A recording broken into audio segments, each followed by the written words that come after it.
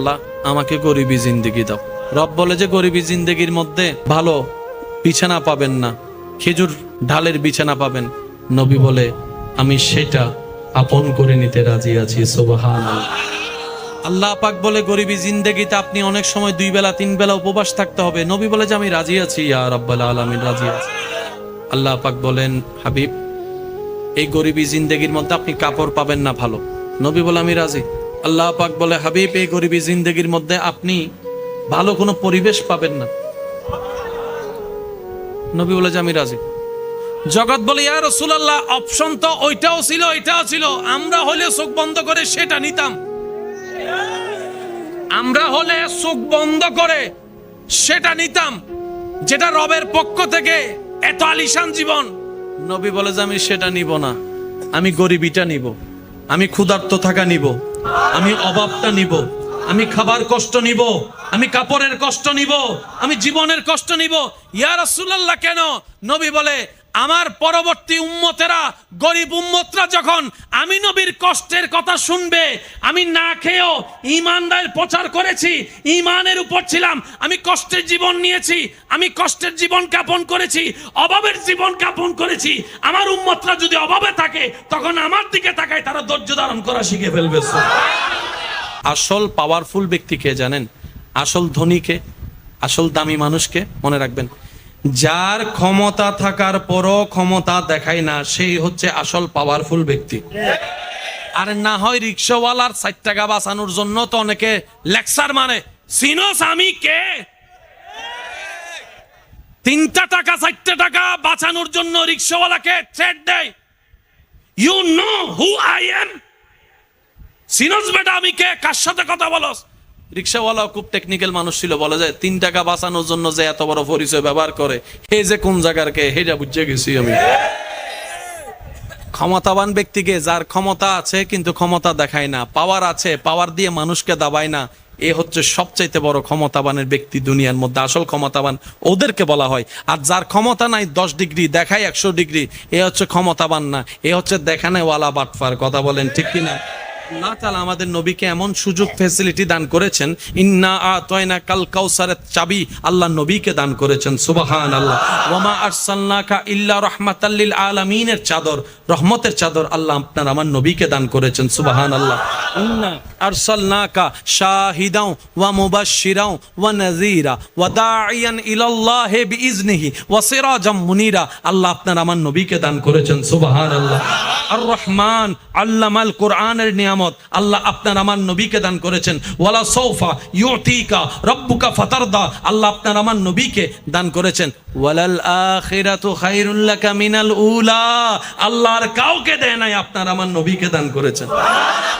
এত কিছু থাকার পরও নবী পেটে জান্নাত থেকে খাবার চাইলে দিতেন, নবী চানই নাই।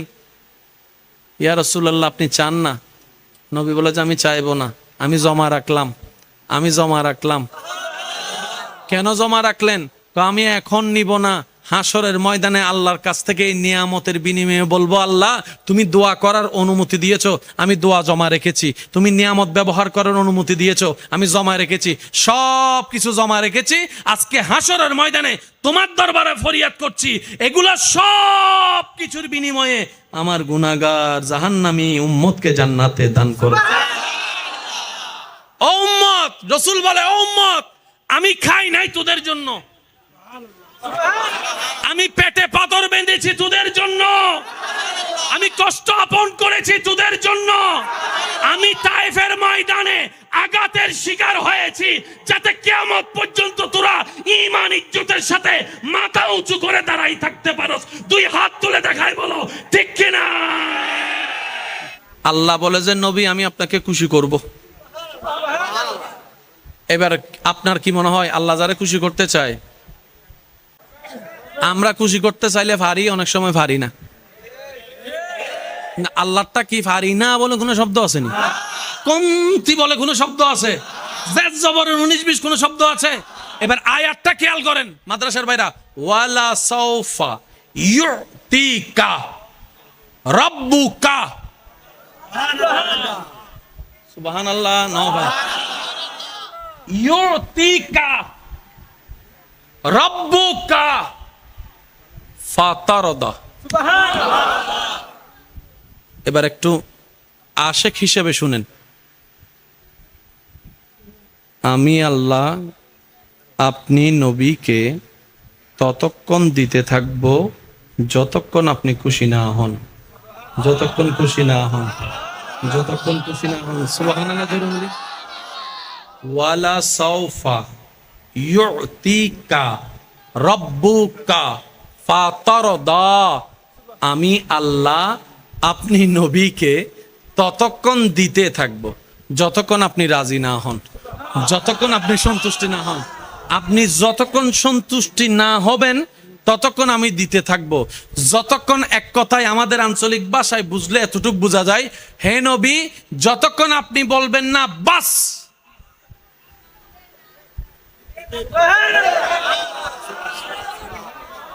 প্যার সে কাহো না ইয়ার সুবহান আল্লাহ, যতক্ষণ আপনি বাস বলবেন না,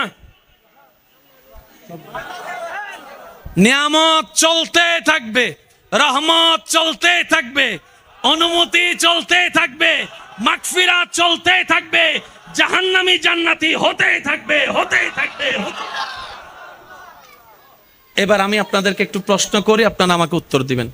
যে যাকে ভালোবাসে, যে যারকে পছন্দ করে, সবাই তাকে খুশি করতে চায়, খুশি রাখতে চায়, এটা তো কোনো সন্দেহ বুঝার জন্য বলা। আপনি যাকে ভালোবাসেন, পছন্দ করেন, আপনার প্রিয় মানুষটার রং যদি হয় নেভি ব্লু, আপনি তাকে সাদা কালারের কাপড় দিলে খুশি হবে? কেন? কারণ এটা ওনার পছন্দের কালার। তাহলে আপনাকে দেওয়ার আগে কি করতে হবে? ওনার পছন্দটা জানতে হবে। Which your favourite colour? তোমার পছন্দের কালার কি? সে বলবে আমার favourite colour black, blue, deep blue, কত ব্লু, কত কালার যে আছে। আমার ফকল 3000 গোজার আর কিছু না জানি। আমরা বেশি থেকে বেশি জানি সাদা, কালা, নীল। আর আমার মা বোনকে যদি জিজ্ঞেস করেন কালার, আপনাকে পাগল ভরে ফেলবে, আপনি তো নিজে হারাই যাবেন এই কালারের নামে নামে। তবে আবদার হচ্ছে এতটুক, আমাকে যারা ভালোবাসেন আমি আপনাদেরকে আবদার করে কথা বলার অধিকার আছে? আওয়াজ ছোট হয়ে গেছে, আছে? ভাই হিসাবে, মানে ভাই হিসাবে একদম জোর করে আবদার করে বলার অধিকার আছে? আজকে থেকে যদি কামিয়াবি চান দুনিয়া এবং আখেরাতে, একটা কাজের দিকে মনোযোগ দেন। এটাকে যত পারেন যত কম কথা বলতে পারবেন তত আপনার এই জায়গাটা আলোকিত হওয়া শুরু করবে। সুবহানাল্লাহ।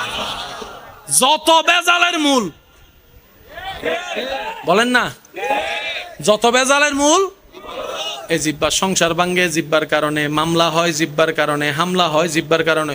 ওই তুই সিনস বেটা আমি কে? 5 বছর আগে বলছে, 5 বছর পরে যায় গাছতলার পিছনে যাইয়া সুন্দর করে তাপ্পর 2টা মারি দিছে, ওইটার প্রতিশোধ।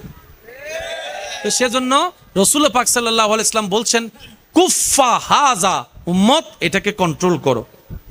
সেজন্য দেখবেন যারা মুমিন, আল্লাহর প্রিয় বান্দা, তারা দুনিয়াবি বিষয়ে এটাতে একটু কম চালায়, শুনতে থাকে, শুনতে থাকে, বলে কম। বলেন না সুবহানাল্লাহ? আরেকটু জোরে বলেন না সুবহানাল্লাহ? এই জায়গায় আমি একটা কথা বলি, আশা করি আপনাদের উপকার আসবে। আমি নিজেও মেনার চেষ্টা করি এবং করব আরো আপনাদেরকে বলার মাধ্যমে। আশেপাশে যখন বিকট আওয়াজ হয়, কানে যদি সহ্য না হয়, আমি কি ওই গাড়ির রাস্তা বন্ধ করে দিই নাকি কান বন্ধ করি? বলেন না ভাইয়া? মেশিনের আওয়াজ অনেক বড়, অনেক বিশাল, মেশিন বন্ধ করব নাকি কান বন্ধ করব? 10 জনে আপনার নামে বদনাম করতেছে, আপনি কি সবার মুখ বন্ধ করতে পারবেন? করতে যাওয়া মানে আপনার 10টা মিনিট লস। তাহলে আপনি তাদের মুখ বন্ধ করলেও আপনার শোনাটা হয় না। এখন 10টা মিনিট তো আপনার 10টা আঙ্গুল তো 10 জায়গায় মুখে বসাতে পারবেন না। সেজন্য বলি, কেউ বদনাম করলে, কেউ পিছনে লাগলে তাদের মুখ বন্ধ করতে যায়েন না। তাদের মুখের হিসাবটা রবের উপর ছেড়ে দিয়ে আপনি 2 আঙ্গুল দিয়ে নিজের কানটা বন্ধ করে ফেলেন। আপনার সময়ও বাঁচবে, আপনার কষ্টও কম হবে, কারণ সে তো আর আজীবন বলতে থাকতে পারবে না, আজীবন আপনার কান বন্ধ করে রাখতে হবে না। এই যে আপনার বদনাম করেছে, ওয়াইলুল্লি কুল্লি হুমাজাতিল লুমাজা, আয়াতের মাধ্যমে সে নিজের পায়ে নিজে কুড়াল মারলো, আপনার গুনাহ সে নিয়ে আপনাকে সওয়াব দিয়ে দিল। সুবহানাল্লাহ। সেজন্য বদনামকারীকে কখনো ঘৃণা করেন না, সে আপনার আসল বন্ধু, যে আপনার গুনাহ নিয়ে নিজের সওয়াব আপনাকে খুশি মনে দিয়ে দিচ্ছে, ঠিক কি না? তা আমরা কি মানুষের মুখ বন্ধ করতে যাওয়া ঠিক হবে, নাকি নিজের কান বন্ধ করা? একটু জোরে বলেন তো কি? কারণ নিজের কান বন্ধ করলে নিজের একটা স্বাধীনতা আছে না নাই? কিন্তু আপনি যদি কারোর মুখের মধ্যে আঙ্গুল দিতে যান, তখন আবার গণদুলাই খাওয়ারও একটা সুযোগ।